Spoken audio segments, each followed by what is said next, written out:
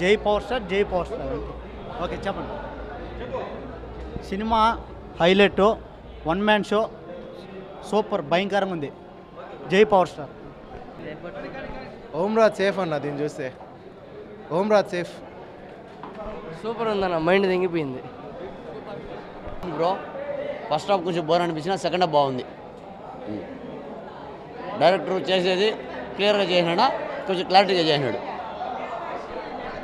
Cinema బాగుంది, cinema బాగుంది. Cinema అయితే చాలా బాగుంది. పవన్ కళ్యాణ్ గారు ఏదైతే చేశారో ఫైట్, అంటే ఆయన కొరియోగ్రాఫ్ చేసే ఫైట్స్ సూపర్ ఉంది. బట్ పర్సనల్ ఒపీనియన్ వచ్చేసి జ్యోతికృష్ణ గారు చాలా బాగా డైరెక్ట్ చేశారు. బట్ కృష్ణ మూవీ మొత్తం డైరెక్ట్ చేసి ఉంటే ఇంకా బాగుండేది. ఈ మాట చెప్తే అందరూ తిడతారేమో.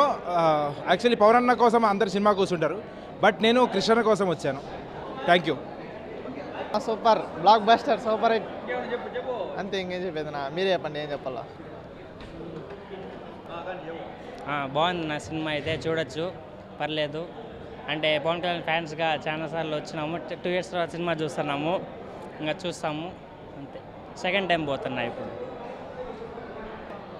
తెలుగు రాష్ట్రానికి ఒకే దేవుడు కళ్యాణ్ బాబుదా. ఫినిష్. బాబులకే బాబు, కళ్యాణ్ బాబు. హిట్ కొట్టేసాం మొత్తానికి. కొన్ని ఏళ్ళ కల ఇది. హిట్ అయితే కొట్టేసాం, సినిమా అయితే దద్దరిల్లిపోయింది. ఇంకా వేరే టాకే లేదు. సూపర్ వన్ సినిమా ఇది, హిట్ సినిమా.